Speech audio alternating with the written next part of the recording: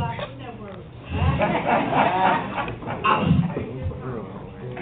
actually going faster.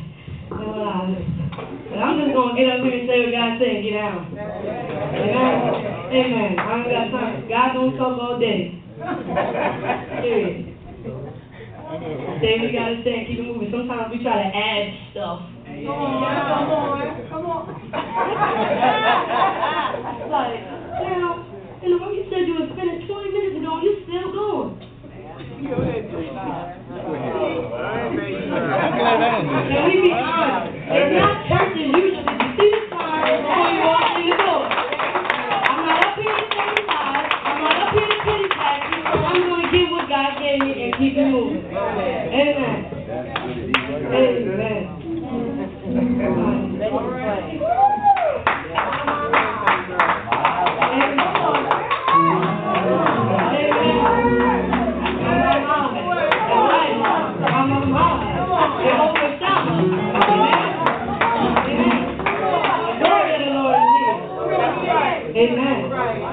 Amen.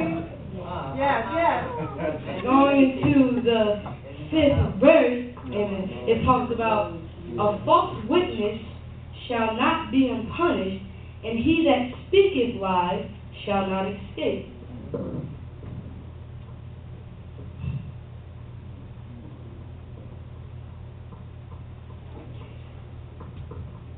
Basically what God is saying here is, I need to find a synonym for the word honest. I've said it about 20 million times, but I guess it's really imperative. If you leave here with nothing, leave here with the word honest. Yeah. Come on. All right. That'll get you through it. Yeah. Amen? Amen. Be real. Hallelujah. And it says, what I have from God, it says, an individual who is not honest with God will continue to sin, which makes him liable for judgment.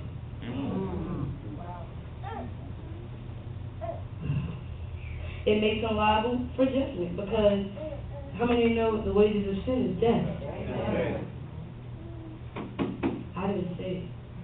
That's God's word.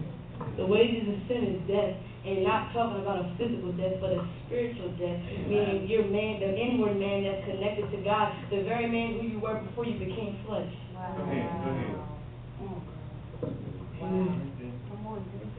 Amen.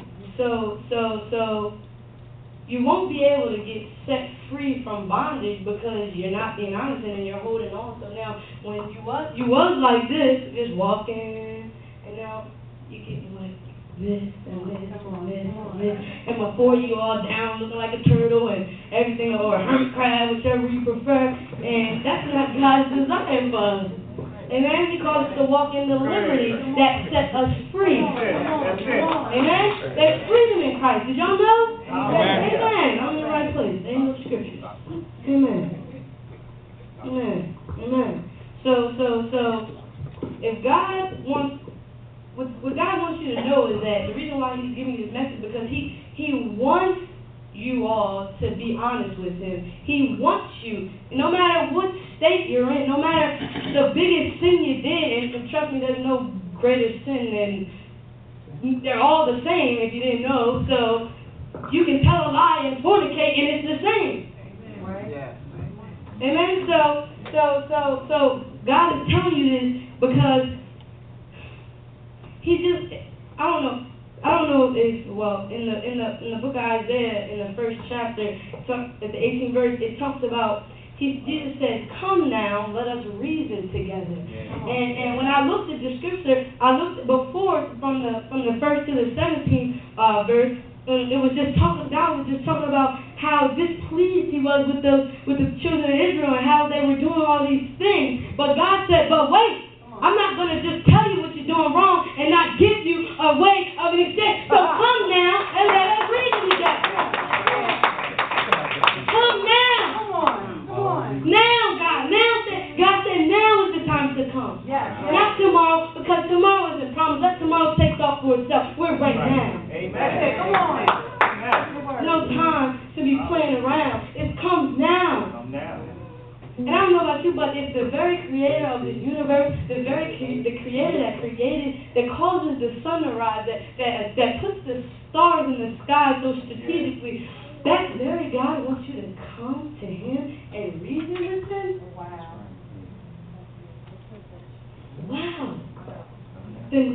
of all. He's the creator of those invisible and visible.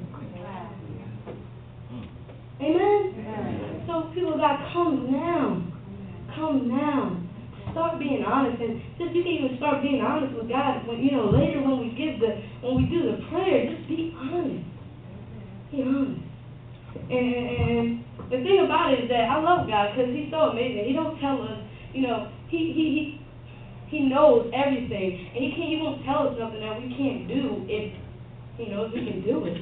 And the one thing I like about God is because I know that sin, because we live in this world, but we're not of it, amen. And because we live here, but we go through things in the world, amen. But God said we're not of it, so we don't have to live here and stay and be in this flesh right here, even though it's like nice and tan right now. I like it, but we don't gotta stay in it, amen. And the thing about it is, the Bible talks about how Christ, He knew no sin, but He became the sin. So what that tells me is that everything that every person in this room has done, will do, and ever has done, can't even think of doing, God has already experienced that sin. So you can't come to God and say, God, I can't not do it. And God will say, well, I've given you the power. I rose. It is finished. There's no reason.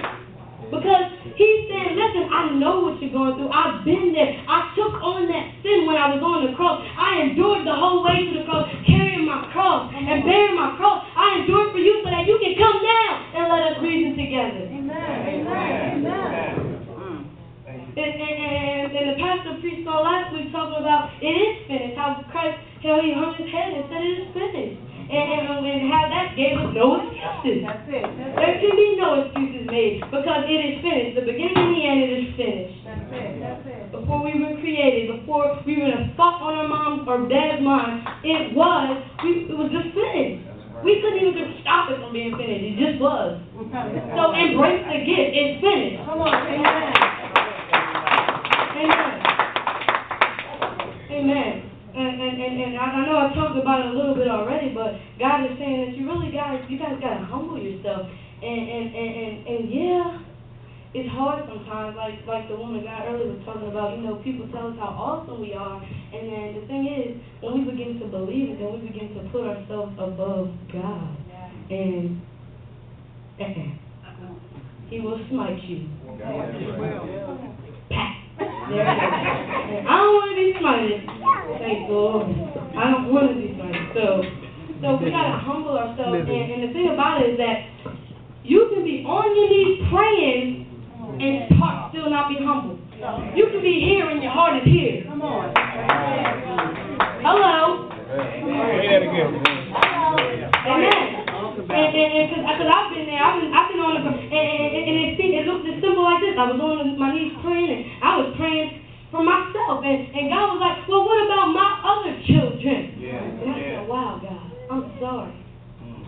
And so I had to begin to humble myself, because the Bible says, humble yourself. Some of y'all waiting on God to humble me. Humble me, Lord. Yeah, well, guess what? You can do it yourself with the power of God. And work is in you. Amen? Amen. Because pride is nothing but a spirit. Amen? Amen. It's nothing but a spirit. And God given us power to tread upon what?